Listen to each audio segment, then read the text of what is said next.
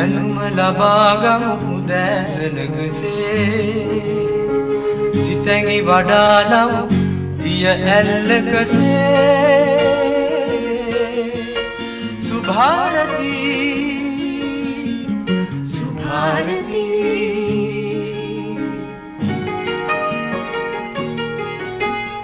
දෙසවන සරසන වදනින සිතුවිලි උපදින හඬකින ඔබගේ නිවහන සොයා ඇදේ සුභාරතී සුභාරතී. ආයිබෝන් සුබ උදෑසනක් හැමෝටම ප්‍රාර්ථනා කරනවා. අපි දන්නවා අද මේ වන විට අපේ රටේ ලෝක වසංගතය නැත්නම් කොවිඩ් වසංගතය පිළිබඳව යම් ආකාරයක සුබ ආදී බලාපොරොත්තු දැල්වී තිබෙන මොහොතක්. එසේ කියන්නේ ඇයි මේ වන විට අපි යම් මට්ටමක කොවිඩ් වසංගත තත්ත්වය පාලනය කිරීමකට ලක් කරන්න සමත් වෙලා තියෙනවා. එහිදී මූලික වශයෙන් අපි සාකච්ඡා කරන්නේ මේ කොවිඩ් වසංගතය හමුවේ යුතුයකම ඉටු කරමු. අපේ යුතුයකම අපි ඉටු කරමු. මේක තමයි අද මාතෘකාව. යුතුයකම කියන්නේ කුමක්ද කියලා අපි අර්ථකථනය කරගනිමු මේ වැඩසටහන අතරතුර. අපි ආරාධනා කළේ විශේෂයෙන්ම සෞඛ්‍ය අමාත්‍යාංශ කොවිඩ්-19 පිළිබඳ ප්‍රධාන සම්බන්ධීකාරක තුමන් ඒ වගේම වෛද්‍ය තාක්ෂණික සේවා අංශයේ අධ්‍යක්ෂතුමන් විශේෂඥ වෛද්‍ය අන්වර් හම්දානි මහතා. අපි ඔබතුමා ආයිබෝන් කියලා පිළිගන්නවා මුලින්ම. ආයිබෝන්. ඒ වගේම තව විනාඩි කිහිපයකින් පැමිණි ශ්‍රී ලංකා වෛද්‍ය සභාවේ උපසභාපති ළමා රෝග විශේෂඥ වෛද්‍ය සුරන්ත පෙරේරා මහත්මයා. එනතෙක් අපි කතා කරමු වෛද්‍යතුමනි. දැන් මේ ඔබ බාර වින්නේ වෛද්‍ය තාක්ෂණික සේවා. මොකද්ද මේ වෛද්‍ය තාක්ෂණ සේවා කියන්නේ? බොහොම හොඳ ප්‍රශ්නයක් මම හිතන්නේ මේක. මොකද වෛද්‍ය තාක්ෂණික සේවා අංශයෙන් ප්‍රධාන ලෙස ඉටු කරන කාර්යභාරය වන්නේ මොකද අපි දැන් සියලු දේම තාක්ෂණය හරහා දියුණු වෙමින් යන කාලයක තාක්ෂණය ගොඩාක් ගැබ් වෙලා තියෙනවා අපේ ක්‍රියාකාරකම් වලට, දෛනික ක්‍රියාකාරකම් වලට. ඉතින් ඒකින්ද මේ සියලුම දේවල් ගැබ් කරගෙන ජනතාවට අවශ්‍ය සේවාව ලබා දෙන්නේ කොහොමද කියන එක. අපි උදාහරණයක් හැටියට ගමු. සමහර රෝහල් තියෙනවා භෞතික සම්පත් තියෙනවා හැබැයි මානව සම්පත් නැහැ, තාක්ෂණික සම්පත නැහැ. සමහර රෝහල් තියෙනවා භෞතික සම්පත නැහැ, මානව සම්පත තියෙනවා, තාක්ෂණික සම්පත නැහැ. ඉතින් මේ තුනම එකට කැටි කරගත්තොත් තමයි අපිට ඒ අදාළ සේවාව ලබා දෙන්න පුළුවන්. උදාහරණයක් හැටියට අපි ගමු කොහේරි දුෂ්කර පළාතක රෝහලක එක්ස්රේ කාමරයේ තියෙනවා එක්ස්රේ මැෂින් එක නැහැ. හැබැයි එක්ස්රේ ගන්න ඕනේ පුද්ගලයෙක් ඉන්නවා.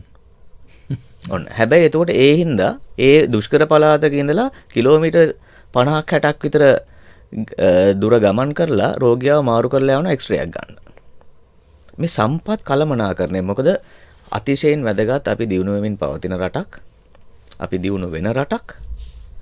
ඒ අනාගත බලාපොරොත්තු සඵල කරන්න නම් මිනිස්සුන්ට අදාළ සේවාව ලබා දෙන්න නම් මොකද මේක ලබා දෙන්නේ නොමිලේ රජයෙන්. මේක නොමිලේ ලබා දෙන සේවාවක් හින්දා මේ සම්පත් කළමනාකරණය අතිශයින් වැදගත්. මොකද මේකට මම ඔබ අපි සියලු දෙනාම දායක වෙනවා. අපේ බදු මුදල් වලින් තමයි මම පඩි ගන්නෙ. ඇත්තටම. එතකොට ඒ වගේම තමයි ඒ තවත් සම්පත් දායකෙක් පඩි ගන්නෙ. ඉතින් ගිලන් රට රියදුරේ පඩි ගන්න. මේ අපි සියලු දෙනාගේම යුතුයකමක් තියෙනවා මේ සම්පත් නිසි ලෙස කළමනාකරණය කරගනිමින් ඇති සීමිත සම්පත් වලින් උපරිම ප්‍රයෝජනයක් ලබා ගන්න. ඉතින් ඒක තමයි මේ තාක්ෂණික සේවා අංශයෙන් ඉටු කරන කාර්යය. ඉතා වැදගත්. ඇත්තටම ඉතා පැහැදිලි වෛද්‍යතුමනි ඔබ කිව්වේ. දැන් අපි දැන් මේ කොවිඩ් වසංගතය හමුවේ මේක හොඳටම බලපාන. කොවිඩ් වසංගතය හමුවේ දැන් අපි PCR පරීක්ෂණ තියෙනවා, ඇන්ටිජන් පරීක්ෂණ තියෙනවා. එතකොට රෝගී වුණාම නිරෝධායන කරන්න වෙනවා. මෙන්න මෙතෙන්දි කොහොමද ඔය ශේෂ්ත්‍රය වැදගත් වෙන්නේ? ඔව් මෙතනදී ඔය ශේෂ්ත්‍රය වැදගත් වෙන්නේ ඇත්තටම කාරණාවල් කිහිපයක් එක්ක. අපි ගමු පරීක්ෂණ කරන්න අවශ්‍ය කට්ටල. ඊට පස්සේ පරීක්ෂණ කරන ආකාරය. ඊට පස්සේ ප්‍රතිකාර මධ්‍යස්ථාන. ඊට පස්සේ ප්‍රතිකාර මධ්‍යස්ථාන වලට අවශ්‍ය සම්පත්. භෞතික සම්පත් හෝ වේවා, මානව සම්පත් හෝ වේවා, තාක්ෂණික සම්පත් හෝ වේවා, මේ දේවල් නැති වුණොත් අදාළ ක්‍රියාකාරකම්, අදාළ ප්‍රතිකාර කටයුතු නිසි ආකාරයෙන් කරගෙන යාමට හැකියාවක් නැති වෙනවා. එතකොටත් වෙන්නේ අර මම කලින් කියපු කාරණාව වගේ අපිට අනවශ්‍ය ලෙස වේදම් දැරීමට සිදු වෙනවා ලෙඩ්ඩු එහෙට මෙහෙට හොමාරු කිරීම පිළිබඳව. ශ්‍රී ලංකා වෛද්‍ය සභාවේ උපසභාපති ළමා රෝග විශේෂඥ වෛද්‍ය සුරන්ත පෙරේරා මහත්මයානි ආයිබෝන් කියලා ගන්න බුදුහාම. ආයිබෝන්. දැන් අපි මේ වෙනකොට අපි දැන් මේ කතා කරමින් ඉන්නේ කොවිඩ් වසංගත තත්ත්වය. අපේ රටේ වෛද්‍යතුමනි මේ වන විට කොවිඩ් ව්‍යාප්තිය පිළිබඳව මොන වගේ මට්ටමද තියෙන්නේ මේක වැඩිද අඩුද පාලනය කළද මොකක්ද තියෙන තත්ත්වය අපේ රටේ කොවිඩ් පිළිබඳව සමස්ත යම්කිසි නිර්වචනයක් ගත්තොත් මොන වගේ මට්ටමක තියෙන්නේ සමස්ත වශයෙන් මේක දිහා බැලුවම කොවිඩ් මම හිතන්නේ මේක ආරම්භ වෙන්නේ 2000 මුල භාගයේ ඒ කියන්නේ මාර්තු මාසයේ වගේ තමයි මේ රැල්ල පටන් ගන්නෙ. එතනින් අවස්ථා කීපයකදී ඒක අඩු වැඩි වීමක් සිදු වෙනවා. ඒ වගේම එතකොට මුල අවස්ථාවේ තිබ්බේ විශේෂයෙන්ම 2022 වසරේ තිබ්බ විවාදේ නැත්නම් කතිකාවත තමයි කොවිඩ් ව්‍යාප්තියද වේගවත් වැක්සින් දීමද වේගවත්. එතකොට මේ වැක්සින් දීම ගැන කතා කරනකොට එතනක් තිබ්බ ගැටලුවක් තමයි ගණන් හදලා බැලුවම අපේ සෞඛ්‍ය වෛද්‍ය නිලධාරී කාර්යාල සහ රෝහල ආශ්‍රිතව වැක්සිනය දෙනවා නම් කොච්චර ප්‍රමාණයක් දිය හැකිද? එතකොට ගණන් හදලා කිව්වා 2023වත් මේක දීලා ඉවර කරන්න බෑ කියලා. මා කියන්නේ ඇත්තටම සමාජගත සමාජයේ තුල තිබ්බ විවාදාත්මක කරුණු. එතකොට අපි සාමාන්‍යයෙන් වෘත්තික හැටියට යමක් කියනකොට ගණන් හදලා කියන එක තමයි හොඳ. ඒ වගේම තියෙන අනෙකුත් විද්‍යාත්මක තොරතුරු පදනම් කරගෙන. එතකොට 2022 තිබ්බේ මේ தත්ත්වය. එතකොට මා හිතනවා මේ රැල්ල අඩු වැඩි වෙලා ඇවිල්ලා අපි දන්නවා ඇත්තටම මරණ සංඛ්‍යාව වැඩි වුණා. ඒ වගේම ආසාදිතයන් සංඛ්‍යාව වැඩි වුණා. ලෝකයේ තිබ්බ ඒ ප්‍රවණතාවයත් එක්කම ලංකාවත් කරට කර ගියා. නමුත් අපිට තිබ්බ සුවිශේෂ ආවෙනික වූ කරුණා විශේෂයෙන්ම එන්නත්කරණය සම්බන්ධයෙන් දකුණු ආසියාවෙත් ඉදිරියේම සිටින රට ලංකාව. අපි ගත්තොත් ළමා එන්නත්කරණය අපේ දර්ශකවල තිබ්බේ අනිවාර්යයෙන්ම 95%ට වඩා අවස්ථාවක්. එතකොට විශ්වාසයක් තිබ්බා මා ඇත්තටම කතා කරන්නේ වෘත්තිකයෙක් හැටියට සෞඛ්‍ය අමාත්‍යාංශයට අදාළව කටයුතු කරන වෛද්‍යතුමා කියන්නේ මේ සමස්තෙන්නත් කරන්නේ සාමාන්‍ය සියලුම රෝග පිළිබඳව. එතකොට අපේ අත්දැකීම් බහුල බවක් තිබ්බා. මම හිතන්නේ ඒකෙදී අපිට අනෙකුත් විශේෂයෙන්ම හමුදාවෙනුත් උපකාර ලැබුණා. එක අවස්ථාවකදී එන්නත් කරන්නේ අතිශය වේගවත් වෙනවා. මම හිතන්නේ එක දවසක් තුල 5,00,000ක ප්‍රමාණයක් දෙනවා. ඒ මට්ටමට එනවා. එතකොට අපේ මිලියන 22 නම් ජනගහනය දවසකට 5,00,000ක් දෙනවා නම් දවස් 44කින් විදින්න පුළුවන්. මම හිතන්නේ ඒ කලින් තිබ්බ අත්දැකීම උපයෝගී කරගෙන අර සංඛ්‍යාත්මකව අපි අනාගතයේ මෙන්න මෙහෙමයි වෙන්නේ කීප එක බින්ද දැම්මා. මා කියන්නේ අපි අර 2023 එකන් ඉන්න ඕනේ නැහැ කියන එක. අපි අනාවැකි පළ කරාට ඒක සෑම ක්ෂේත්‍රයකම සිදු වෙනවා. ඉතින් අපි වෘත්තික හැටියට ඒක බාර ගන්න ඕනේ. ඉතින් ඒකන්ද දැන් එන්නත් කරණය කළා තියෙනවා. ඒතර අපි කරුණු තුනක් සැලකුවොත් මරණය ඇතිවීම, දැඩි ලෙස රෝග අතුරු වීම සහ රෝහලට ඇතුළත් කිරීම මේ හරහා වැළකෙනවා. අවම වෙනවා. එතකොට මම දන්නවා ඔය අහන ප්‍රශ්නේ අනිත් සැඟවුණු දේ තමයි මේ ඩෙල්ටා ප්‍රභේදය ආම ඒක රැල්ලක් සුලං අර ඡණ්ඩ මාරුතයක් හමන වගේ ජනතාව අතරින් හමාගෙන ගිහිල්ලා අපි හුඟක් අමාරුවටපත් වුණා. ඒ වගේම ඔමික්‍රෝන් එකත් එනවා. මොකද ඒකේ පැතිරීම බැලුවම අතිශය වේගවත් බොහොම පහසුවෙන් ඩෙල්ටා ප්‍රභේදයටත් වඩා පහසුවෙන් පැතිරෙනවා. එතකොට අර වෙන්නත් කරන්නේ කළා තිබ්බහන්ද අර මා මුලින් කියු කරුණු තුනේ ඉන් අපිට බලපෑමක් ඇති වෙන්නේ නැහැ. හැබැයි breakthrough infections ඒ කියන්නේ එන්නත් කරන්නේ තිබ්බත් මද වශයෙන් ආසාදනය වීම තියෙන්න පුළුවන්. එතකොට අපි සෑහීමකටපත් නොවිය යුතුයි. නමුත් ඇත්ත කතාවත් අපි යම් මට්ටමක ජයග්‍රහණයක් ලබලා තිනවා. ඒක අපි අතරේ සෞඛ්‍ය සේවකයන් සීලු දෙන අතරේ ඒ කැපකිරීම හරහා බෙදලා යන්න ඕනේ. ඒ වගේම මහ ජනතාවටත් සෑහෙන ගෞරවයක් වෙනවා. මොකද අපේ මේ වැක්සින් ඇන්ටි වැක්ස් කියන ඒවා ලපිට රටවල තිබ්බට මේවට විරුද්ධව කටයුතු කරන කණ්ඩායම ඉතාමත් අඩුයි. ඒකන්ද මම හිතනවා පැතිරෙනවා. නමුත් ඔමික්‍රෝන් එකත් මම හිතනවා ඔය අපිට පෙන්නන අංක සංඛ්‍යාවට වඩා වැඩිපුර ප්‍රමාණයක් අනිවාර්යයෙන්ම ආසාදනය වී තිබිය යුතුයි. 100 ගාණක් වගේ ඒ කියන්නේ 1000කට අඩු සංඛ්‍යාවක් තමයි ඔමික්‍රෝන් ලංකාවේ තියෙන කියන්නේ. නමුත් ඊට වඩා සංඛ්‍යාව වැඩි යුතුයි. නමුත් මා කියන්නේ සෞඛ්‍ය අංශ වලට බලපෑම වෙන්නේ අන්න අර අතනදී මරණ සංඛ්‍යාව වැඩි වීමත් ඒවා. ඒතකොට එතනදී මා හිතනවා අපි යම් ජයග්‍රහණයක් ලැබලා තියෙනවා කියලා සමාජයක් සහ වෘත්තිකයන් සහ සෞඛ්‍ය අමාත්‍යාංශයේ හැටියට. හොඳයි විශේෂ වෛද්‍ය අන්න හඳුරන් මහතා නෙනි දැන් වෛද්‍යතුමා කිව්වා වගේ එන්නත් කරන පිළිබඳව අපි ඇත්තටම මුලින්දලම රජයත් උනන්දුව දැක්වා. මොකද රජයේ දැඩි අවශ්‍යතාවය තුන එන්නත් කරන්නේ. මොකද මම හිතන්නේ බාණ්ඩාගාර හැට සල්ලිත් තිබෙන්නේ නැහැ. නමුත් කොහෙන් හරි සල්ලි හොයලා සමහර රටවල් වලට ගිහිල්ලා ජනාධිපතිතුමා ආයාචනය කළ සමහර වෙලාවට ඒත් කතා කරලා එහෙම එන්නත් ගෙන්න ගත්තා. දැන් ඉන්නත් කරන අතින් ගත්තොත් ලෝකේ දැන් අපි වෛද්‍යතුමාක වගේ ආසියානු කලාපයේ අපි ඉන්නවා ඉහළින්ම. ලෝක මට්ටමට ගත්තොත් අපි එන්නත් කරන ක්‍රියාවලිය මොන මට්ටමකද ඉන්නේ අපි හොඳ මට්ටමක ඉන්නවද දැන්? අනිවාර්යයෙන්ම මම හිතන්නේ විශේෂඥ වෛද්‍ය සුරාන්ත පෙරේරා මහතා සඳහන් කළා වගේ අපිට අභියෝග ගොඩක් තිබ්බා මේ එන්නත් කරන්නේදී. මේ එන්නත් කරන්නේ බොහොම පහසුවෙන් කරපු කාර්යයක් නෙවෙයි මම හිතන්නේ. මොකද අභියෝග රාශියක් තිබුණා. එන්නත් කරන්නේ කරන්න පුළුවන්ද? එන්නත් කරන්නේ අපිට සාර්ථක වේද? එන්නත් කරන්නේ එකම පිළියම වේද? එන්නත් කරන්නේ හරහා ලැබෙන්න පුළුවන් ප්‍රතිලාභ මොනවාද? මේකට මෙච්චර මුදල් යදවීමෙන් අපිට ගන්න පුළුවන් ප්‍රතිලාභ මොනවාද? මොකද රෝගියෙක් රෝගී වෙලා රෝහල් ගත වෙලා ඒකට යොදවන්න ඕන මුදලට වඩා වැඩි මුදලක් මේ එන්නත් කරන්නට යයිද? ඒ වගේ අනාදි ප්‍රශ්න ගොඩක් තිබුණා. මේක කරන්න අපිට තියෙන මානව සම්පත් මොකද්ද? කරන්න පුළුවන් ක්‍රමවේදයක් තියෙයිද?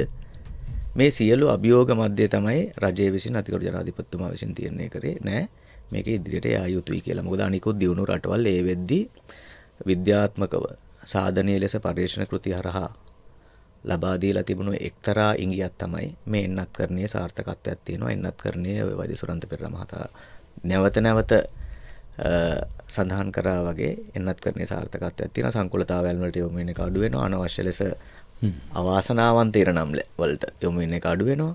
ඉතින් මේ සියලු කාරණා එක් ඇටි කරගෙන ගත්තොත් අපි එන්නත් කරන්නේ තුලින් අපි මම හිතන්නේ රටවල් ඔය 200 ගානකින් අපි එන්නත් කරන්නේ තුලින් 30කට පළවෙනි 30 ඇතුළත අපි ඉන්නවා ලෝකයේ ගත්තම.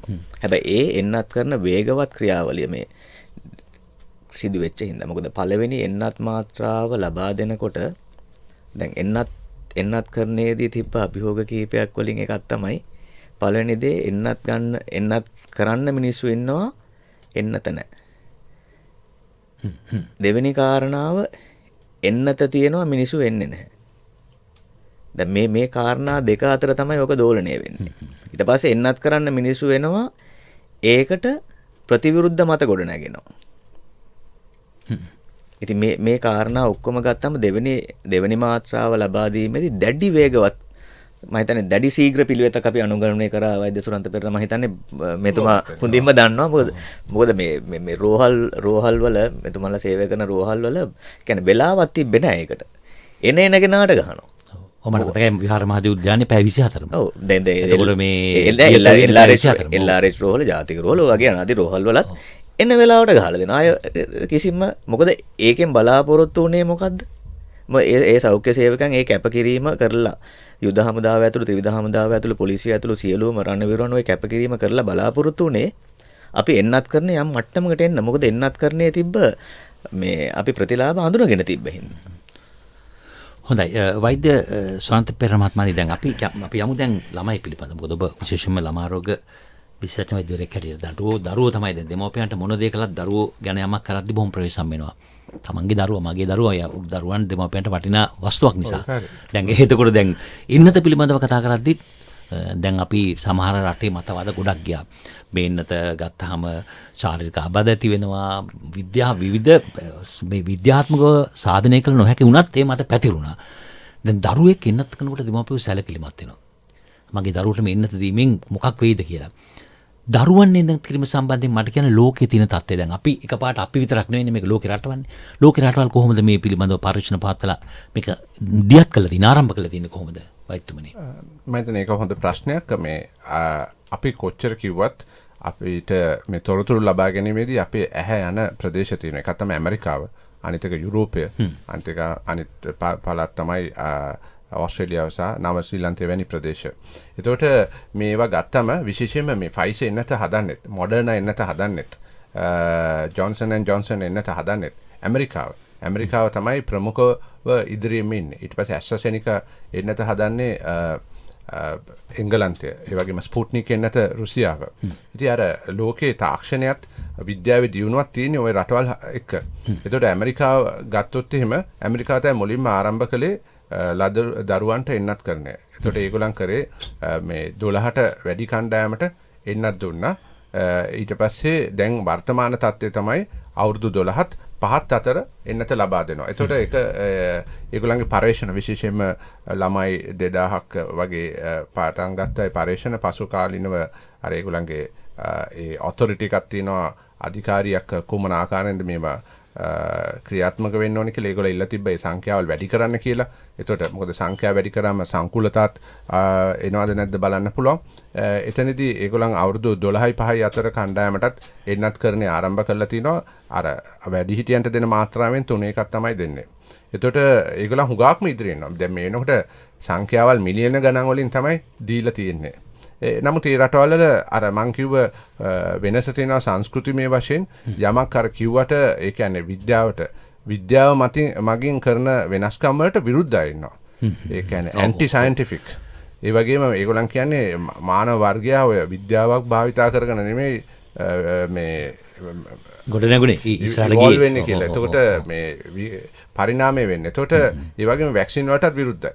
ඉතින් ඕක තමයි ප්‍රවණතාවය. එතකොට ඇත්තටම යුරෝපෙත් ප්‍රධාන ජර්මනිය එංගලන්තේ වැනි රටවල් ගත්තම එන්නත් කරන්නේ ළමයින්ට මිලියන ගානකින් සිදු වෙනවා. මේ එන්නත් දෙනේම වෙනස්කම තියෙනවා. මොකද ඇමරිකාව ගත්තොත් ෆයිසර් එන්නත දීලා මාසෙකින් පස්සේ තමයි සති 4කින් පස්සේ තමයි දෙවෙනි මාත්‍රාව දෙන්නේ වැඩිහිටියන්ට දෙන මාත්‍රාව. නමුත් එංගලන්තේ වැනි රටවල දෙන්නේ එක මාත්‍රාවයි.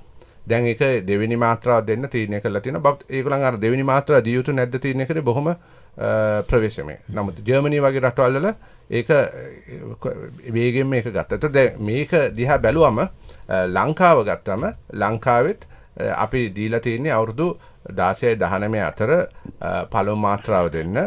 ඒක ගත්තේ ඇත්තටම අපි විශේෂයෙන්ම එංගලන්තය වගේ බොහොම පරිස්සමෙන් හිතන රටවල් බලමු. මොකද හේතුව අපි මේ තීරණය ගන්නකොට අපි ඉස්සන තේන අපි වෘත්තිකයෝ. ඒකට වගකීමෙන් ගන්න ඕනේ. මොකද ඒ වගේම අපි කමිටු හරහා ගන්නේ ඒ වගේම අපේ ළමා රෝග විශේෂඥ වෛද්‍යවරුන්ගේ විද්‍යායතනෙත් වෙනම විශේෂ කමිටුවක් තියෙනවා. ඒ වගේම මේ වසංගත තත්ත්වයට තියෙන රෝග සඳහා උපදේශන තව විශේෂ කමිටුවක් තියෙනවා සෞඛ්‍ය අමාත්‍යාංශයට. ඒතකොට ඒ දෙන නිර්ණායක තීරණ සෞඛ්‍ය අමාත්‍යාංශය විසින් ඉටු කරනවා. එතකොට ඔයගලන්ට තේරෙන්නේ නැති අපිට කොච්චර වගකීමක් තියෙනවද? ඒතකොට ඇත්තටම මම නම් ඔවා ගැන හිතනකොට බොහොම සරලව හිතන්නේ. මම තාත්තෙක් නම් පියෙක් නම් මගේ දරුවන්ට මන් දෙන හොඳම දේ මොකක්ද? ඇත්තටම ඒතකොට මගේ ඇත්තටම මං සායනික කටයුතු කරන්නේත් ඒකයි.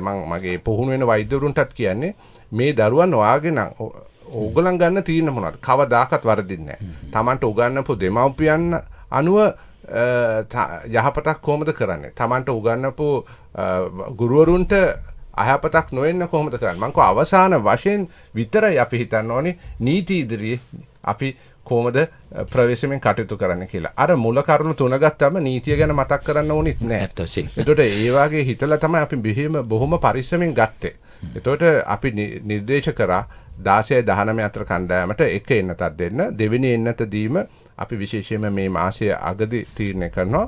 ඒ වගේම 12යි 15යි අතර අපි පළමු මාත්‍රාව දෙන එක මේ සඳුදා දිනේ ඉඳලා පටන් ගත්තා. සංකේතාත්මකව කලින් සමානේ සිකුරාදා අපි දුන්නා. දැන් අද තර්ස්ලු විද්‍යාලය ආරම්භ කරනවා ඒක. මම හිතන්නේ ඒ පිළිබඳව ප්‍රවෘත්ති වාර්තා රාශියක් ආවා. දැන් අද වෙනකොට ඒක ක්‍රියාත්මක. හොඳයි. විශේෂ වෛද්‍ය අන්නා හඳුරන් මහත්මයානි දැන් අපි ළමා එන්නත් පිළිබඳව කතා කරන්නේ ඉස්සෙල්ලා දැන් බූස්ට් එන්නත්. දැන් අපි එන්නත් පළමු දෙවන මාත්‍රාව ගත්තට පස්සේ ලෝකේ රටවල් පෙළමුණා තුන්වන මාත්‍රාව ගන්න. මොකද ඒකට හේතුව මේ එන්නත්වල තියෙන ප්‍රතිශක්තිකරණ ශක්තිය කොච්චර කාල තියෙනවද කියලා හරියට ලෝකේ තාමත් තීන්දුව කරලා නැහැ. මම වෛද්‍යුන් මං හිතන්නේ කවුරුත් තීන්දුව කරලා මෙච්චර කාලයක් තියෙනවා කියලා. ඔව් මෙච්චර කාලයක් තියෙනවද කියලා මම මේ CNN එකේ මම නිතරම උදේ පාන්දර පටන් ගන්න ඒකේ වෙබ් අඩවිය බලලා CNN සහ BBC මං හරි ආසයි පොඩි කාලේ ඉඳන් ඔක බලන්න. ඒකේ කියලා තිනවා එක්කෙනෙක් අහනවා can we vaccinate the planet earth several times planet earth ඒ කියන්නේ ඒක දැවැන්ත අභියෝගයක්. මොකද ඒක කරන්න ගියොත් එතකොට අපේ හැම රටකම තියෙන ආර්ථිකයට මොකද වෙන්නේ? කඩන් වැටෙනවා. සමාජීය ප්‍රශ්න. එතකොට මේක අභියෝගාත්මකයි. හොඳයි. වයිතුනේ බූස්ට් එන්නත පිළිබඳව. දැන් මේ බූස්ට් එන්නත ගවුවම සමහර කෙනෙක් ටිකක් රිදෙන්න පටන් ගත්තා. වැඩියෙන් උණ හැදුනා. ඇඟට අමාරුයි. මේ කකුලක් රිදෙන්න ගත්තා. අතක් රිදෙන්න ගත්තා. මේ ඔළුවේ පැත්තක් රිදෙනවා. මේ නොඑක් වාර්තා. මම දැන් මමත් බූස්ට් එන්නතක මම නම් කිසිම අමාරුවක් උන්නේ නැහැ. නමුත් අපි අත්දැකීමෙන් දන්න දේ. එතකොට මොකද්ද මේ බූස්ට් එන්නත ගැනීම පිළිබඳව? දැන් මේක ගිහිල්ලා වයසක සමහරට ඉන්නවා වැඩිහිටියන් බයෙන්. ඒගොල්ලන් රෝගයක් තියෙනවා දැන් මොන හරි දියවැඩිය වගේ රෝගයක් තියෙනවා බයයි. බූස්ටර් තත්ත්වය මොකක්ද අතරම වයිතුනේ? දැන් මේ වෙද්දී අපි මම හිතන්නේ සමස්තයක් වශයෙන් ගත්තම පළවෙනි එන්නත් මාත්‍රාව අපි ලබා දීලා තියෙනවා 75%කට ආසන්න ප්‍රමාණයකට. සමස්ත ජනගහනය මම මේ කතා කරන්නේ. ඒතර දෙවෙනි එන්නත් මාත්‍රාව ලබාගෙන තියෙනවා 64%ක ප්‍රමාණයක්. බූස්ටර් එන්නත් මාත්‍රාව ලබාගෙන තියෙන්නේ 120ක විතර ප්‍රමාණයක් තාමත්. ඒතර ඇයි මේ බූස්ටර් එන්නතේ වැදගත්කම කියන එක මම හිතන්නේ ඔබතුමාත් කතා කරා වෛද්‍ය සුරන්ත පෙරේරා මහතාත් නැවත ආවර්ජනය කරා එක පිළිබඳව. මම පොඩි විද්‍යාත්මක සංසන්දනයක් කරලා පෙන්නන්නම්. මොකද අපිට ඔය අවස්ථා කියන්නේ රැලි කියලා මිනිස්සු කියන්නේ. මම හැම වෙලේම අවස්ථා හැටියට ගන්න අවස්ථා කීපයකට අපි මුණ දුන්නා. අපි තුන්වෙනි අවස්ථාව වෙනකම්ම මුණ දුන්නා. තුන්වෙනි අවස්ථාවේ තමයි අපි දරුණුම අභියෝගයට ලක් වුණේ සෞඛ්‍ය පද්ධති හෙල්ලෙන තරමට අපි අභියෝගයට ලක් වුණා. ඒක අපි කවුරුත් පිළිගන්න ඕන කාරණාවක් වශයෙන්. මොකද ඒ සියලු දෙනාගේම සහයෝගය මතෙන් තමයි අපිට එතනින් ගොඩ ඒමට පුළුවන් වුණේ. ඒතර ඒ වෙද්දී අපිට දෛනිකව රෝගීන් වාර්තා වුණා 4800 5200 5325 වෙනකන් අපි රෝගීන් දෛනික වාර්තා වුණා. දෛනික මරණ වාර්තා වුණා 200ක් 250ක් අතර තුන. ඒ වෙද්දී අපි සමස්ත ජනගහනයෙන් එන්නත්කරණය කරලා තිබ්බේ ඇත්තටම 42%ක්. දෙවනි මාත්‍රාව ලබාගෙන තිබ්බේ 42%ක් විතර ප්‍රමාණයක්. එතකොට පළවෙනි මාත්‍රාව ලබාගෙන තිබ්බා 50%ක් විතර ආසන්න ප්‍රමාණයක්. නමුත් ඒ තුලදී තමයි ඔය ඩෙල්ටා ප්‍රභේදයේ පැතිරීම හා ඩෙල්ටා ප්‍රභේදයේ තියෙන මේ විරුලන්සි එක හරහා අපි මූණ දුන්නේ දෛනික මරණ 200 250කටත් රෝගීන් වාර්තා වීම 5000කටත් අතර. ඒතකොට එහෙම තිබිලා තියෙද්දි දැන් මේ වෙලාවේ ඊට වඩා ශීඝ්‍රයෙන් වැඩි ශීඝ්‍රයෙන් පැතිර යන ඔමික්‍රෝන් ප්‍රභේදය ලෝකයේ පුරා ව්‍යාප්ත වෙනවා. ඒ වෙද්දී මරණ සංඛ්‍යාව එකට ඊට වඩා වැඩි වෙන්නත් ඕනේනේ. මරණ සංඛ්‍යාව ඊට වඩා වැඩි වෙන්නත් රෝගීන් හඳුනා ගැනීම ඊට වඩා වැඩි වෙන්නත් ඕනේ. නමුත් ඇයි රෝහල් ගත වීම ඊට වඩා වැඩි වෙන්නත් ඕනේ. අපි හිතමු මිනිස්සු පරීක්ෂණ කරගෙන ගෙදරටලා ඉන්නවා කියලා. ඒත් අසාධ්‍ය වෙලා රෝහල් ගත වීම අඩු වෙන්න බෑනේ. මොකද ඕනෑම කෙනෙක් තමන්ගේ ජීවිතේට ආදරේ මොකද අපි සාමාන්‍යයෙන් පුරුදු වෙලා තියෙන ක්‍රමයක් එක්ක හැටියට පොඩි උණ හෙම්බිරිසාවක් ඇස්සක් ආවොත් අපි යනවා කෙලිම වෛද්‍යවරයෙක්ට උපදෙස් ලබා ගන්න. ඉතින් ඒ පුරුද්දත් එක්ක ගත්තාම අපි මං හිතන්නේ ඇයි තාමත් අපිට රෝහල් ගත වීම 130කට විතර තියාගෙන ඉන්නේ අපි. 130ක ප්‍රමාණයක්නේ අපි රෝහල් වල දැන් අපිට සක්‍රීයව ගිලන්ව රෝගීන් ප්‍රතිකාර ලබා ගන්න 130ක් විතර. අපේ තියෙන ඇඳවල 16000න්. අතරම. එතකොට ඒ වෙලා තියෙන්නේ ඔබව පරිසම් කරගත්තේ හින්දා. අපේ යුතුයකම අපි ඉටු කරගත්තේ නිසා. ඉටු කරගත්තේ හින්දා. ඒකින් හින්දා තමයි ඔය එන්නත් කරන්නේ බූස්ටර් මාත්‍රාවේ තියෙන වැදගත්කම එන්නේ. ඉතින් ඊළඟ ඔබ අහපු ප්‍රශ්නය තමයි බූස්ටර් මාත්‍රාව ගත්තම විවිධ මතවාද තියෙනවා. මම හිතන්නේ මටත් වඩා හොඳට වෛද්‍ය සුරන්ත පෙරේරා මහතා ඒක ගැන දිගුවක් ලබා දෙයි. හැබැයි ඉතින් බූස්ටර් මාත්‍රාවේ සාමාන්‍යයෙන් දිගටම එන බූස්ටර් මාත්‍රාවනේ ඕනෑම එන්නත් කරන එකදී කොවිඩ් එන්නත් කරන්නේදී ලබා දෙන ඕනෑම එකදී අතුරු ආබාධ තියෙනවානේ. පැනඩෝල් පෙත්තේ පවා අතුරු ආබාධ තියෙනවා. ඒ කියලා හිසේ කැක්කුමට පැනඩෝල් නොගෙන ඉන්නේ නැහනේ. කමන්නේ කොහොම හරි ඔළුව පැලෙනකන් තියා ඉන්නවා හිසේ කැක්කුම හැබැයි පැනඩෝල් එකක් ගන්න නැහැ කියලා ඉන්නේ නැහනේ. දැන් සාමාන්‍යයෙන් ගමේ ගොඩේ මිනිස්සෙක් වුණත් ගිහලා කඩේකින් පැනඩෝල් පෙත්තක් අරන් එනවා. හැබැයි පැනඩෝල් පෙත්තේ අක්මාවට තියෙනවා. ආනිසංස ඵල විපාක දීර්ඝ කාලීන ලෙස. නමුත් ඒකට වඩා මිනිස්සු හිතන්නේ දැන් තියෙන හිසේ කැක්කුම අඩු කරගන්න ඕනේ කියන එකනේ. ඉතින් ඒ වගේ බූස්ටර් මාත්‍රාවනේ ඕනෑම එන්නත් මාත්‍රාවකට ඕනෑම එන්නත් වර්ගයකට තියෙනවා. උණ එන්න පුළුවන්. සාමාන්‍ය ඔබට මහන්සි ගතියක් කියන්නේ ඔබට අපහසුවක් දැනෙන්න පුළුවන්. නැත්නම් ඔබ එන්නත් කරන්නේ ලබාගත් අත කැක්කුමක් එන්න පුළුවන්. ඒවා తాවකාලිකයි. දැන් අපි ඇත්තටම බලන්න ඕන කාරණාව තමයි මේ తాවකාලික දේහින්දා ඉස්සීර ලෙස ඊට වඩා දරුණු ඵල විපාකයට මුහුණ දෙනවද කියන එක. දැන් හැම වෙලේම ඇයි අපි පැනඩෝල් පෙති දෙයක් ගන්න උනේ කියන්නේ හිසේ කැක්කුමට ඔක් කමන්නේ නැහැ. ඔකට අක්මාවට ආබාධ දෙන්න පුළුවන්. පස්සේ කාලෙන්න මෙහෙම වෙන්න පුළුවන් හිතලා නෑ කොහොම හරි දරාගෙන ඉන්න යන්නේ නැහනේ. අද මිනිස්සු හුරු වෙලා තියෙනවා. මොකද ඒ ඔබට ඒ පහසුව ලබා දීලා තියෙනවා. ඒකින්ද මං හිතන්නේ මේකේ අතිශයින් වැදගත් ඔබ ඔබේ යුතුයකම ඉෂ්ට කරන එක පුද්ගල යුතුයකම පුරවැසි යුතුයකම ඉෂ්ට කරන එක.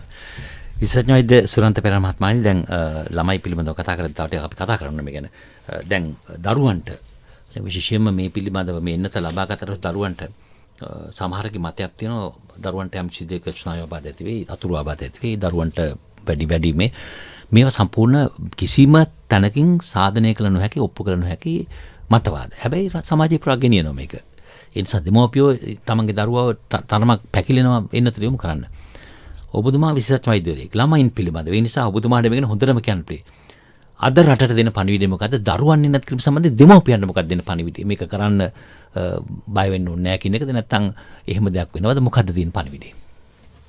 ඒක මම හිතන්නේ හොඳ ප්‍රශ්නයක්. මේ වැක්සින් ලබා දීමේදී එන්නත් කරන්නේදී නිතරම ඇති වෙන ප්‍රශ්නයක් තමයි මේ සංකූලතාව පිළිබඳව. මම ඇත්තටම විශේෂඥ වෛද්‍යවරයෙක් හැටියට අවංකව කීවිය යුතු දෙයක් තියෙනවා. මේ ළමයින්ට එන්නත් කරන දීමේදී අපි සැලකිලිමත් වෙන කරුණක් තියෙනවා. ඒක තමයි මේ මයෝකාඩයිටිස් සහ පෙරිකාඩයිටිස්. මේ එන්නත් කරන්නේ හරහා විශේෂයෙන්ම ෆයිසර් එන්නත දීමේදී ඒක තමයි ලෝක සෞඛ්‍ය සංවිධානය දෙන්න කියලා කිව්වේ දරුවන්ට. අපි ඒකෙන් පිටපැන්නේ නැහැ. අපිත් නිර්දේශ කරේ ෆයිසර් එන්නත දරුවන්ට. ඒ පළවෙනි කාරණේ. දෙවෙනි කාරණේ මෙහිදී විශේෂයෙන්ම ඇමරිකාව සහ අනෙකුත් රටවල අපි දැකපු දෙයක් තමයි මේ මිලියනයක ජනගහනයකට දෙනකොට 17%ක ඒ කියන්නේ 17 දෙනෙක්ට පෙරිකාඩයිටිස් මයෝකාඩයිටිස් වෙන ප්‍රවණතාවය තිබ්බ විශේෂයෙන්ම දරුවන්ගේ. ඒ වගේම දෙවෙනි මාත්‍රාවත් එක්ක මේක 32 දක්වා වැඩි වුණා. මම කියන්නේ මිලියනයකට එන්න පුළුවන් ප්‍රමාණය. එතකොට මිලියනයකට මේක ආවත් මේක අපිට වැදගත් වුණා මේ හෘද වස්තුවට මේකේ බලපෑමක් තියෙනවාද කියලා.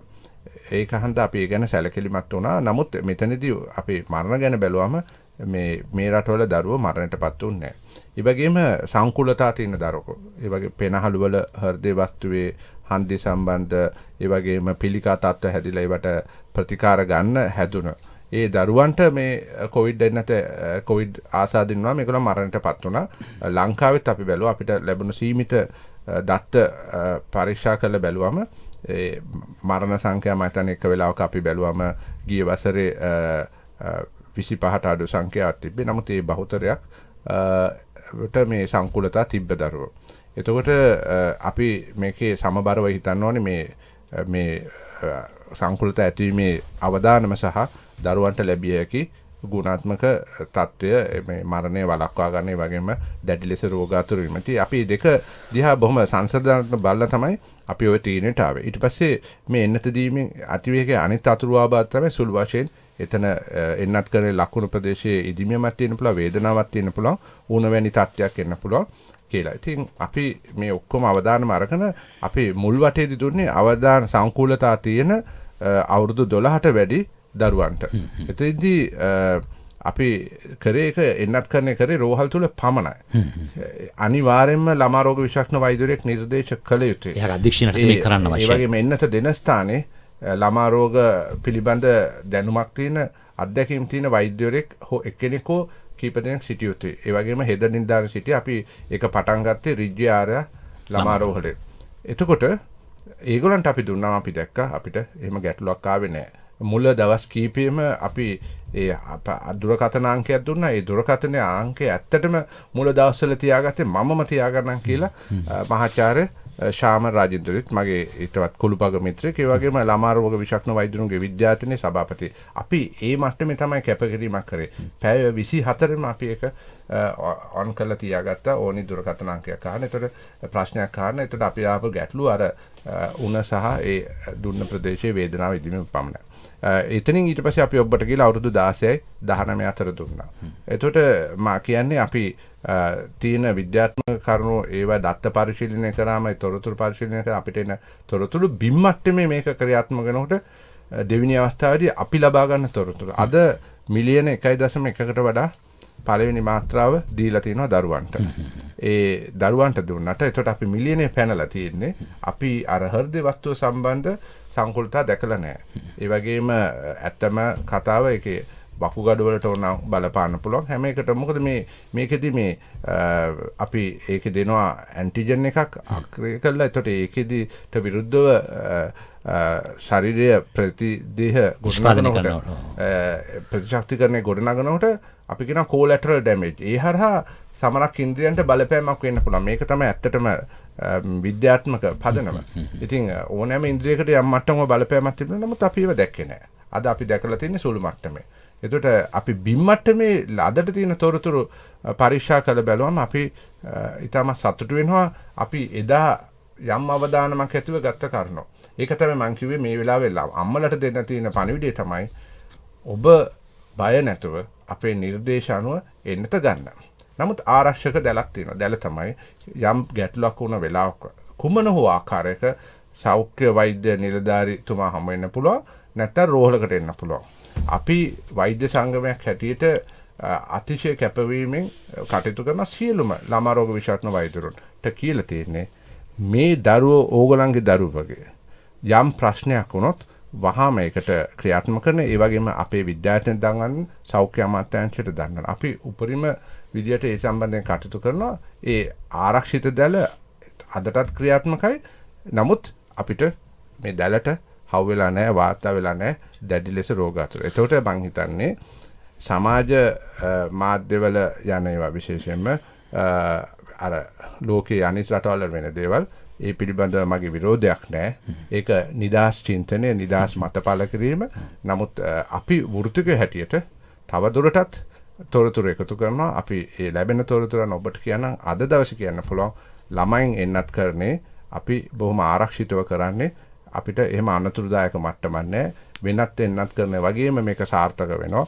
ඔබ බය වෙන්න එපා. මම මේ කතා කරන්නේ පියෙක් හැටියට. සත්‍යක මේ ඊට වැදගත් පණිවිඩයක් වයිත් වෙනවා. මොකද මේක තමයි දීර්ඝ. මොකද ඈත ගම්දනවුල අපේ ඉන්නවා අහිංසක දරුවෝ. ඒ දෙමව්පියෝ සමහර වෙලාවට මේ එක වාර්තාවක් දෙකක් දැක්කම සලිත වෙනවා. උන් චකිතයකින් පසු වෙන්න මට බෑ කියන හැකියාවක් තියෙනවා. නමුත් ඔබ පියෙක් හැටියට වගේ විශ්වාස වෛද්‍යරයෙක්ට දුන්න පණිවිඩය වැදගත්. මගේ දරුවෝ දෙන්නටත් මම එන්නත් කරන්නේ ලබා දීලා තියෙනවා. මුල් මාත්‍රාව සයිනෝෆාම් එන්නත. මොකද ඒක අවුරුදු 20ට වැඩි හන්ද. ඒක වගේම ෆයිසර් එන්නත බූස්ට් එක හැටියට. නමුත් අතරම ඒ AI විය යුත්තේ ඒ නිසා දෙමව්පියන්ට මතක් කරන්නේ කිසිසේත් බිය වෙන්න එපා. ඔබ ඔබේ පාසලේ ඔබේ දරුවාට එන්නත් දෙන ලබා දෙන පළමු මොහොතේම එන්නත ලබා ගන්න. හොඳයි විශේෂ වෛද්‍ය අන්න හඳුරන් මහත්මයානි දැන් අපි මේ දරුවෝ ගැන කතා කළා වගේම මේ අනිකුත් එන්නත් පිළිවෙල. දැන් ඇත්තටම එන්නත් වර්ග 5ක් අපේ රටේ ක්‍රියාත්මක වුණානේ. ඇස්ට්‍රොස්නිකා දුන්නා, සයින්ෆාම් දුන්නා, ඊළඟට මේ මොඩර්න එන්නත දුන්නා, ෆයිස් එන්නත දුන්නා. මේ වගේ එන්නත ගොඩක් නේ. දැන් මේ එන්නත් ඔක්කොගම එක බලාපොරොත්තු වෙන්නේ තියෙන්නේ මේ එන්නත් වලින් මේ රෝගෙට ඔරතු දීමේ ශක්තිය නැත්තම් ප්‍රතිශක්තිකරණය දියුණු කරනවා. දැන් අපිට අපේ රටේ වාර්තා වෙච්ච මරණ ගැන බලද්දී මේ එන්නත්කරණය කරපු අය සහ නොකරපු අය අතර මරණවල මොකද්ද තියෙන වෙනස? දැන් ওই මරණ අපි ප්‍රවෘත්ති වාර්තා ඉදිරිපත් කරද්දී බොහෝ විට කියනවා අද මරණ ගාන 15යි මේන් 60 රෙඩි මරණ 8යි කාන්තාව මෙච්චරයි එන්නත් ලබාගත් අය මෙතන හිටියේ නැහැ කියන එක තමයි වාර්තා වුනේ. එක අවස්ථාවක දෙක එන්නත් ලබාගත්ත කීප දෙනෙක් හිටිය මිසක මොකද්ද තියෙන තත්ත්වය? බොහොම හොඳ කාලෝචිත ප්‍රශ්නයක්. මම හිතන්නේ ඊට කලින් මම මේ වෛද්‍ය සුරන්ත පෙරේරා මහත්මයා සඳහන් කරපු කාරණාවක් ගැන මතක් කරන්න ඕනේ. මම එතුමන්ට ස්තුතිවන්ත වෙනවා පළවෙනි. එහෙම. මොකද සයිනෝෆාම් එන්නත ලබා ගන්න මැලි වෙච්ච කොටසක් හිටියා. මෙතුමා වෛද්‍යවරයෙක් අපේ අමාත්‍යාංශයේත් එක්ක සේවය කරන කෙනෙක්, විශේෂඥ වෛද්‍යවරයෙක්, ළමා රෝග පිළිබඳ විශේෂඥ වෛද්‍යවරයෙක්. මේ සියලු දේවල් තිබිලා එතුමන්ට තිබුණා එතුමන්ගේ දරුවන්ට වෙන එන්නත් වර්ගයක් ගහ ගන්න. කරේ නැහැ. ඇයි? මේ සියලුම එන්නත් ලෝක සෞඛ්‍ය සංවිධානය විසින් අනුමත කරන ලද ශ්‍රී ලංකාවේ ඖෂධ නියාමන අධිකාරිය විසින් අනුමත කරන ලද පර්යේෂණ හරහා ලබාගත් දත්ත සංඛ්‍යාත්මක දත්ත හරහා ඒ එන්නත්කරණයේ තියෙන ප්‍රතිශක්තිකරණ ක්‍රියාවලිය නැත්නම් එන්නත්කරණයේ තියෙන සාර්ථකත්වය අඳුනගෙන තමයි ලංකාවට මේව අනුමත කරන්නේ. මෙතුමාට ඒ විශ්වාසය තියන්න පුළුවන් නම් සියලුම වෛද්‍ය හා විද්‍යාත්මක පදනමක් සහිත මිනිස්සුන්ට මේ විශ්වාසය තියන්න පුළුවන් නම් මම හිතන්නේ මේක අහගෙන ඉන්න ජනතාව මොකද සමහර කට්ටිය තාම ගිහිල්ලා නැහැ ඔබේ පළවෙනි එන්නත ලබා ගන්න. තාම දෙවෙනි එන්නත ලබා ගන්න ගිහිල්ලත් නැහැ. මොකද ඒ ගිහිල්ලා නැත්තේ සයිනෝෆාම් දෙන හින්දා. හැබැයි මෙතුමාගේ දරුවන්ට දීලා තියෙන සයිනෝෆාම්. ඉතින් මෙතුමාට තිබුණානේ ඇත්තටම. එහෙම නෙවෙයි. නෑ මගේ දරුවෝ ඊට වඩා සුවිශේෂී. එහෙම නොකර තියාගන්න. නෑ ඒක නෙවෙයි කරේ. ඒකයි ඒ විශ්වාසය මම හිතන්නේ මම ඒකින්ද ආයාචනා කරනවා.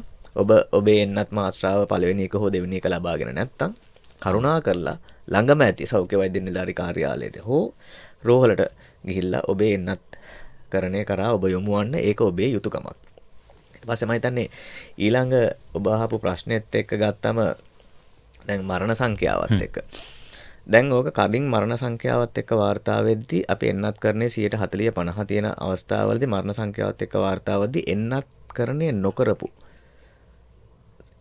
එකදු මාත්‍රාවක්වත් ලබා නොගත්ත සංඛ්‍යාව අපිට ඇත්තටම 75%කට වැඩි හිටියා. මරණ දවසට මරණ අපිට 30ක් වාර්තා වෙනවා නම් ඒකෙන් 75%ක්ම එකදු එන්නත් මාත්‍රාවක්වත් ලබා ගත්තේ නැහැ. එන්නත් මාත්‍රා දෙකම ලබාගෙන මරණයටපත් වෙච්ච සංඛ්‍යාව හිටියේ ඇත්තටම 4%ක් 5ක් 7ක් අතර. හැබැයි ඒ පුද්ගලයන්ුත් සංකූලතාවයන් තියෙන නිදන්ගත රෝග තියෙන පුද්ගලයන්. ඉතින් මෙවැනි අවස්ථාවක තමයි දැන් අපි මුහුණ දෙන්නේ. නමුත් දැන් අවස්ථාව ඊට වඩා කෙනෙකුට සංසන්දනාත්මක බලලා කියන්න පුළුවන් නෑ දැන් කියනවනම් 75%ක්ම එන්නත් කරණය කරලා තියෙනවා. රටේ සමස්ත ජනගහනයේ 75%ක් විතර එන්නත් කරණය කරලා යොමු වෙලා තියෙනවා. තාමත් මරණ 20ක් වෙනවා. ඒ මරණ 20න් 4ක් එන්නත් සම්පූර්ණ එන්නත ලබා ගත්ත කට්ටිය. ඉතින් 125ක් එන්නත් කරණය කරත් මැරෙනවා නේන්නම් කියලා. එහෙම මතයකට එන්න පුළුවන්. එහෙම මතයකට එන්න පුළුවන්. නමුත් ඒක විද්‍යාත්මක නැත. මොකද ඒදී අවාසනාවන්තයේ ඉරණමට ගොදුරු වෙන පුද්ගලයා හෝ නැත්නම් ඒ අවාසනාවන්තයේ ඉරණමට ගොදුරු වෙන කෙනා ඇත්තටම නිදන්ගත රෝග සංකුලතා තියෙන කෙනෙක්. ඒවා පාලනයෙන් ගිලිහිච්ච කෙනෙක්. දැන් මොකද දැන් අපි රෝගී තත්ත්වය අපි අඳුර ගන්නවා. ඔබ හොඳට මෙහෙම මම කියලා. මම වාර්තා වෙනවා නැත්තම් මගේ පරීක්ෂණයක් කරගෙන මට එනවා මම ඇන්ටිජන් පොසිටිව් කියලා. ඒතර මගේ යුතුයකම තමයි මගේ ප්‍රමුඛ යුතුයකම තමයි මගේ පළවෙනියෙන්ම මගේ අදාළ ප්‍රදේශයේ තියෙන PHI මහත්තයට MOH මහත්තයට ඒ පිළිබඳ දැනුම් දෙන එක.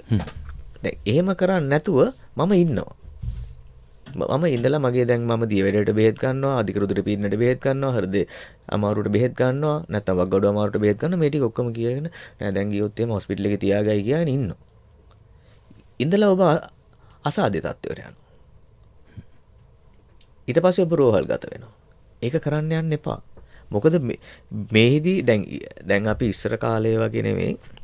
ඇත්තට දැන් මේ අවස්ථාවේදී අපිට ජනතාවට අවශ්‍ය සැලසුම් ලබා දීලා තියෙනවානේ. ජනතාවට අවශ්‍ය සැලසුම්.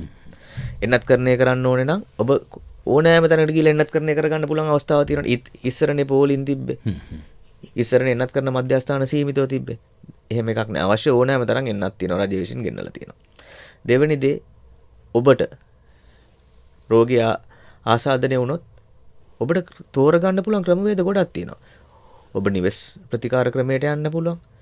අතරමැදි ප්‍රතිකාර මධ්‍යස්ථානයකට යන්න පුළුවන්. නැත්නම් ඔබ සංකුලතා හා වෙනත් ආබාධ තියෙන කෙනෙක් නම් ඔබට ත්‍ෘතික සේවා මධ්‍යස්ථානයකට යන්න පුළුවන්. නැත්නම් ඔබට ළඟම තියෙන වෛද්‍යවරයෙකුට නැත්නම් ළඟම තියෙන රෝහලට ගිහිල්ලා ඔබව අඳුරගෙන ඔබට ඒ අදාළ මේ ඔබේ රිපෝට් එක පෙන්නලා මට මේ දේවල් තියෙනවා. ඒ උපදේශ වෛද්‍ය උපදේශ නිරන්තරයෙන් ලබා ගන්න පුළුවන්. මේ සියලුම දේවල් තියෙද්දි ඔබ කළ යුත්තේ ඔබේ වගකීම. ඔබ අවංක විය යුතුයි. ඔබ ඒ අවංක වෙන්නේ ඔබට විතරක් නෙවෙයි. ඔබේ ආදරණීයන්ට.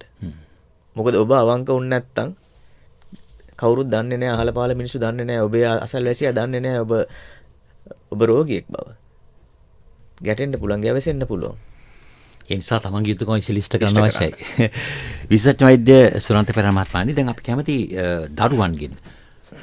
දරුවන්ගෙන් කවුරු හරි ඉන්නවද මේ එන්නත ලබා නොගත යුතු? නැත්තම් මේ එන්නත අපි හිතමු දැන් ළමයි 20ක් හිටියොත් 20ම එන්නත දෙනවනේ. මේ අතර ඒ එන්නත ලබා ගැනීමට නුසුදුසු තත්ත්වයේ ළමයි ඉන්නවද කොහේ හරි? මම කියන්නේ දැන් අවුරුදු 12ට වැඩි ළමයි කෙනෙක් ඉන්නවා, යා මොකක් රෝගයක් තියෙනවා, මේ අනුසුදුසු කියලා වෙන් කරන්න පුළුවන් ද දරුවෝ? නැත්තම් මේක කවුරු හරි කොටසක් මේක නොදී තියන්න කියලා වෙන් කරන්න පුළුවන් සමාජයෙන්? නෑ, අද දැනට තියෙන මේ අවස්ථාව ටික සලකලා බැලුවම සීලම දරුවන්ට එන්නත ලබා දිය යුතුයි කියලා කියන්නේ එහෙම සුවිශේෂ තත්ත්වයන් තියෙන දරුවන්ට ඒ එන්නත ලබා දිය යුතු එක කාලය වෙනස් කළ යුතුද කියන්නේ අද දෙනවද නැත්නම් ඒ රෝගී තත්ත්වයේ ප්‍රතිකාරම ඉවරුණාම දෙනවද කියලා ඒ සුවිශේෂ දරුවා ඒ දරුවගෙන් දරුවට අපි ඒ තියෙන අවශ්‍ය තැන්වලදී වෙනස් කරනවා. එතකොට සමස්තයක් වශයෙන් සීලම දරුවන්ට දිය යුතුයි. එහෙම ප්‍රශ්නයක් තියෙන දරුවෝ ඇත්තටම රෝහල් තුල තමයි එන්නත් කරන්නේ කරන්න ඕනේ. ඒ වගේ මම මේ ප්‍රශ්නෙන් පිටපැනලා උත්තරයක් දෙන්න කැමතියි. හොඳයි. මතක තබා මම දෙමාපියන්ට කියන දේ තමයි මේ සෞඛ්‍ය අමාත්‍යාංශයේ මේ නිර්දේශ නිකුත් කරනකොට මම හිතන්නේ හම්ඩානි මහතා දන්නවා පහසු නෑ මේ වෛද්‍යරු එක්ක තීරණ ගන්න. මොකද හැම දෙයකටම පොඩි වාක්‍යයකට උනත් පැටලෙනවා. ඒ වාක්‍ය හරි ගස්සලා තමයි වන්නේ. විද්‍යායතන ඒ වගේම ඒ අදාළ කමිටු තුල පහසු නෑ පොදු එකඟතාවයට එන්න. මොකද සෑම වෛද්‍යවරයෙක්ම උපාධියක් තියෙන අය. ඒ වගේම විශේෂඥ වෛද්‍යවරුන්ට උපාධි 4-5ක් තියෙනවා.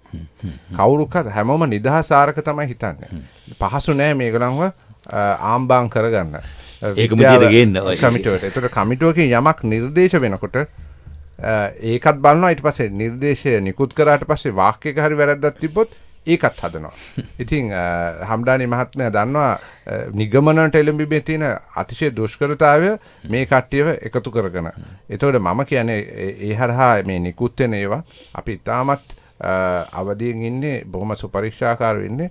ඒතකොට ඔබට ලැබෙන නිර්දේශ බොහොම වගකීමෙන් තමයි වන්නේ. මේ නැතුව මේ සෞඛ්‍ය සේවා අධ්‍යක්ෂක හෝ කාගේ හරි කැමැත්තට නිකන් ලියන ඒවා නෙමෙයි.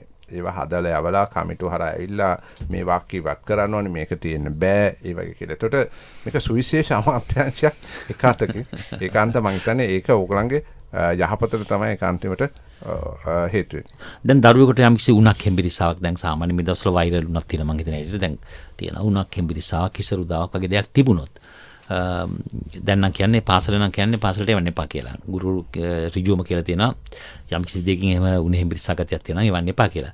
ඉවෙන කෙනෙකුට එන්නත් ලබා දීමේ ගැටලුවක් තියෙනවද යම් කිසි? විශේෂයෙන්ම සුළු උණ සාමාන්‍ය උණ තත්ත්වයක් තියෙන හෙම්බිරිස්සා තිබ්බා කියලා එන්නත දීමේ ගැටලුවක් නැහැ. ඒක එන්නත දෙන්න පුළුවන්. නමුත් ගුරුවරයෙක්ට හිතනවා මේක මේ අවස්ථාවේ නොදිය යුතුයි කියලා අපි කලාප මට්ටමින් කලාප 100ක් තියෙනවා. අධ්‍යාපන කලාප. ඒ අධ්‍යාපන කලාප 100ටම අපි විශේෂඥ වෛද්‍යවරු අනුගත කරලා තියෙන්නේ. දුරකථනයේ ඒගොල්ලන්ට යොමු වෙන්න පුළුවන්. ඒ වගේම සාමාන්‍ය වෛද්‍යවරු මහජන සෞඛ්‍ය සම්බන්ධයෙන් වෛද්‍යවරු නිතරම ඒ රෝහල් වලට අනුගත කරලා තියෙනවා. ඒගොල්ලන්ගෙන් අහන්න පුළුවන්. ඒතකොට ගුරුවරයෙක්ට මේ පිළිබඳ තියෙන සාමාන්‍ය දැනීම වෛද්‍යවරයෙක්ට තියෙන පුහුණුවලත් යථාවත්ව දැනුම. එතකොට ඒක ගන්න පුළුවන් තීරණයට තීන ගන්න අපි උදව් වෙනවා. ඔබතුමා කිව්වා වගේ මේ එන්නත් කරණය දීමේදී මේ දිය යුතුද නැද්ද කියන එක එතකොට ඒ ගුරුවරයාට තීරණය කරන්න පුළුවන්. ඒ ප්‍රශ්නේ අහලා මොකද ඒක ලබා ගැනීම අතිශය වැදගත්. ඊට පස්සේ තව කොටසක් තමයි මේ මෙහෙම ප්‍රශ්නයක් තියෙනවා කැස්ස හෙම්බිරිස්සාව තියෙනවා පාසල් වලට එවන්නේ නැතුව ඉන්න ඕනද කියලා. මං හිතන්නේ ඒක හරි දෙයක් කියලා. ඒ මොකද හේතුව උණ වගේ තත්ත්වයක් තිබ්බොත් දරුවගේ පැත්තෙන් තීරණය ගන්න ඕනේ. ඒක දරුවව උණ වගේ තියෙන ලාකට මට මතක අපේ කුඩා කාලේ බොහොම සරල දේවල් මේවා විශේෂඥ වෛද්‍යවරයෙකුට යොමු කළ යුතු දේවල් නෙමෙයි. අපේ දෙමාපියෝ අපි ඇරියේ නැහැ. නමුත් හෙම්බිරිස්සාව තිබ්බම අපි ඒත් පාසලට ගියා. එතකොට මේක කොවිඩ්ද නැද්ද කියලා හොයාගන්න අමාරුයි. නමුත් ළමෙක් රෝගාතුර වෙනකොට අපිට ඒ පිළිබඳ අවධානය යොදන්න පුළුවන්. මොකද මේ ළමයට වැළඳුනත් ඒ ළමයට සාමාන්‍ය නිරෝගීමත් භාවයක් තියෙන ළමයට යම් දැඩි ප්‍රශ්නයක් එන අවස්ථාව අඩුයි. නමුත් සංකුලතා තියෙන අයට අනිවාර්යයෙන්ම එන්නත් කරන්න කරලා තියෙනවානේ. එතකොට නිරෝගීමත් ළමයෙක්ට එන්නත නැති වුණත් සංකුලතා අයට එන්නත් කිරීම හරහා ඒගොල්ලන්ට සම අවස්ථාවක් දීලා තියෙනවා අධ්‍යාපනයට.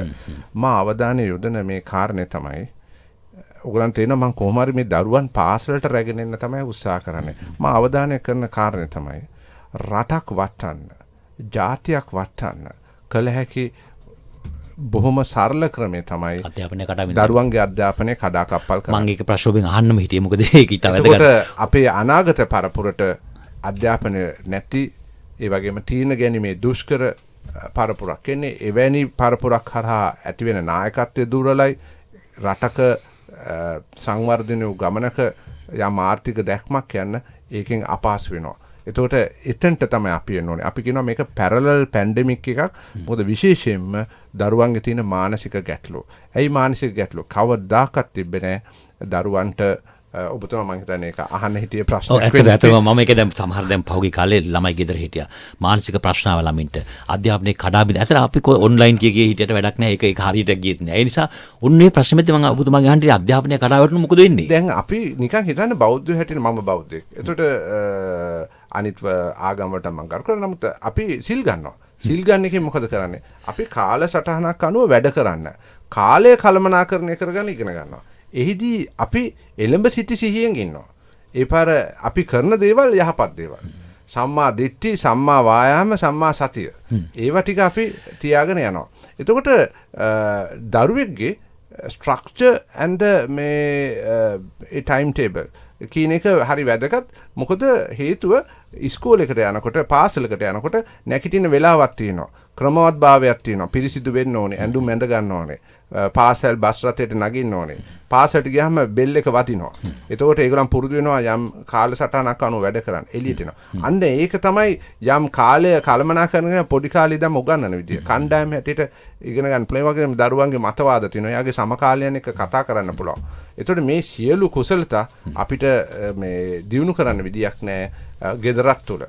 මේවා පිළිබඳ පෙර පුහුණුවක් තිබ්බද? නැත. එතකොට දරුවන් එක්වරම කොටු වුණා. කවුද මේ තීරණ ගත්තේ? දරුවෝ සහභාගී වෙන්නේ නැහැ. පාර්ලිමේන්තුව, සෞඛ්‍ය අමාත්‍යාංශයත් අපි ඉන්න කමිටුවල. අපි වැඩිහිටියෝ තමයි ගත්තේ. එතකොට මානසික ප්‍රශ්න අනිවාර්යයෙන්ම අපේ රටෙත් වෙන රටවලත් තිබ්බට වඩා වැඩි වුණා. එතකොට මේවට තියෙන ප්‍රතිකර්මයක් තමයි මේ දරුවෝ නැවත පාසල් වලට ගේන්න.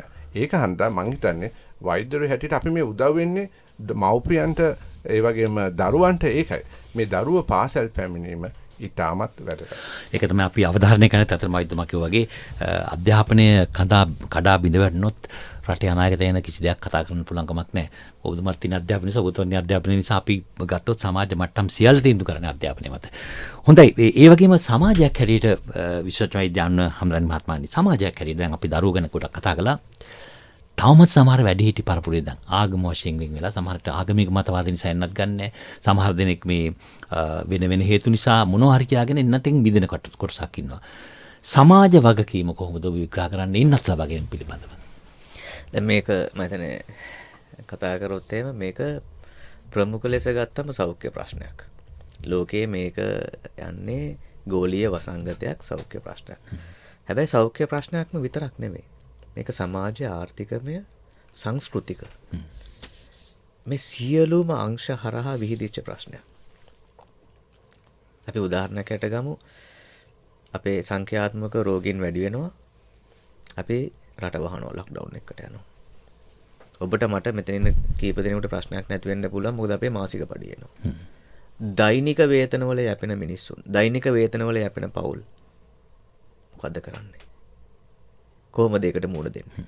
ඒ පවුලේ ඉන්න දරුවන්ගේ අනාගතය මොකද වෙන්නේ?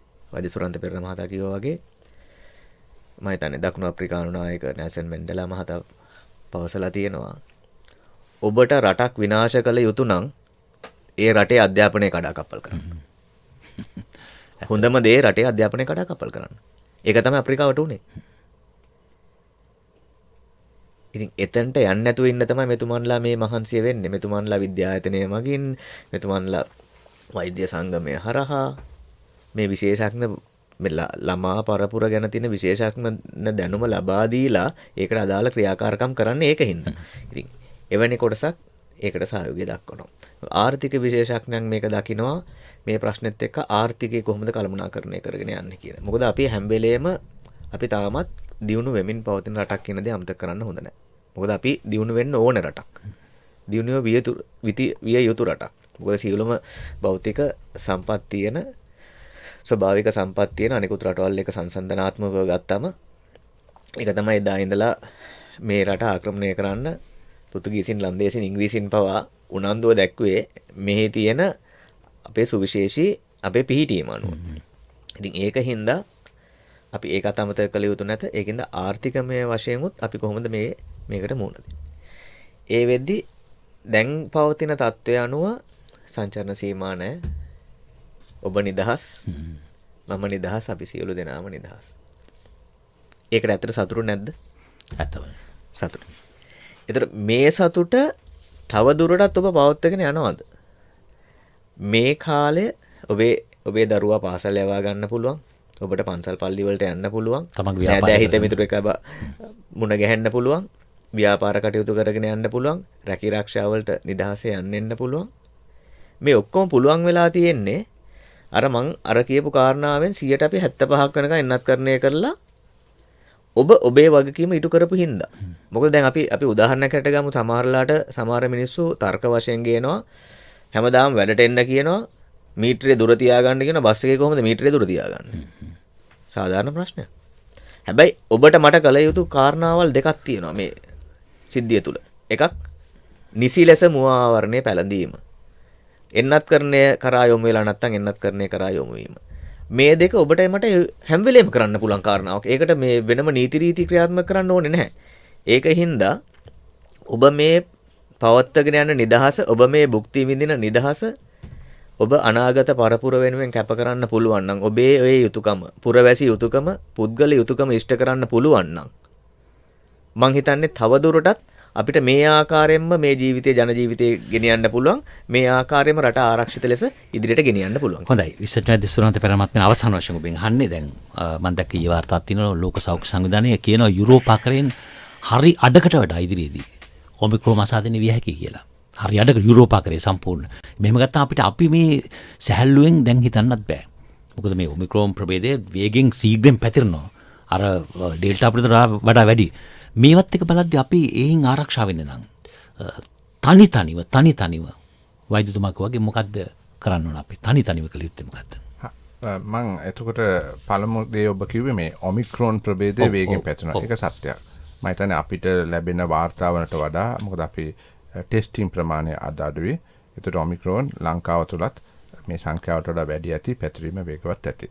ඒතකොට අපි දියුණු රටවල් දිහා බැලුවම විශේෂයෙන් බටහිර රටවල් වල මේ ඔමික්‍රෝන් වේගයෙන් පැතිරෙනවා. ඒකෙන් මරණයටපත් වෙන බොහොමයක් වැක්සින් ලබාගෙන නැහැ. ඒගොල්ලන් පැහැදිලිවම කියලා තිනවා වැක්සින් සම්පූර්ණ වශයෙන් ලබාගත් කණ්ඩායම් වලට අර මරණ ඇතිවීමත්, දැඩි ලෙස රෝගාතුර වීමත් එවැනි අවස්ථා අවමයක් කියලා. එතකොට එහෙමනම් අපි ආයතු මග කුමක්ද? එන්නත් කරන. එතකොට අපි එන්නත ලබා ගැනීමට අරගෙන නැත්තම් එන්නත් මාත්‍රා දෙකම ලබා ගත යුතුයි. දෙකම අරගෙන තියෙනවා නම් අපි බූස්ට් එන්නට තියායුතුයි. එතකොට බූස්ට් එන්නත කලින් එන්නත් ඉල්ලුවම එන්නත් දෙන්න සෞඛ්‍ය අමාත්‍යාංශයට එන්නත් තිබ්බේ නැහැ. දැන් සෞඛ්‍ය අමාත්‍යාංශයට එන්නත් තිනකොට එන්නත් ගන්න එන ප්‍රමාණය අඩුයි. ඒ අඩුවීමට හේතු දෙකක් තියෙනවා. අපි අර වැක්සින් කරන්නේ එන්නත් කරන ඉලක්ක ලබා ගන්නවට සංඛ්‍යාව අඩු වෙනවා. දෙවෙනි එක අපි පිළිගත යුතුයි ජනතා මතයක් තියෙනවා මේ බූස්ට් එන්නත ගත්තාම ප්‍රශ්න එන්න පුළුවන්.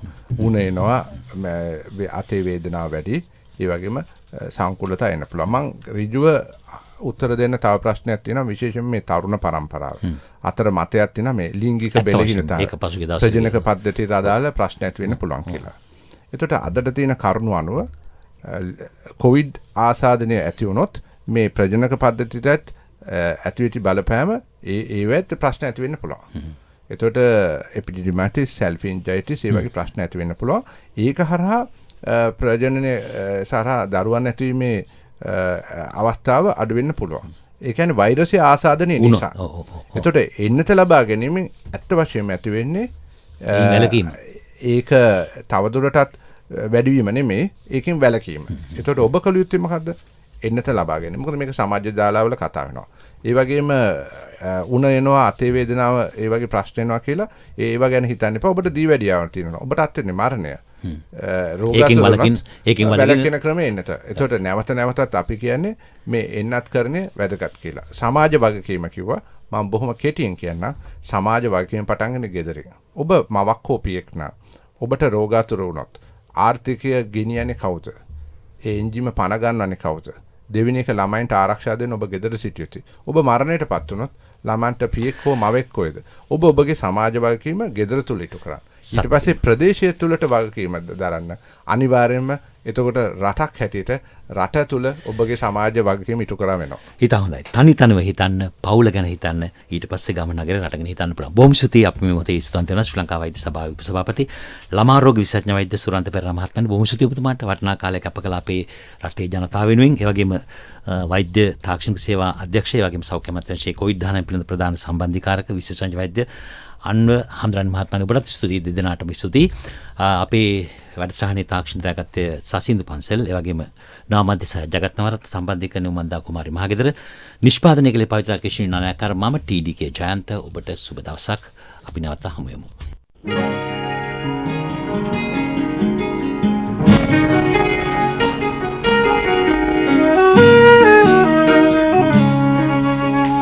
දැනුම ලබා ගමු උදෑසනකසේ සිතැඟි වඩාලා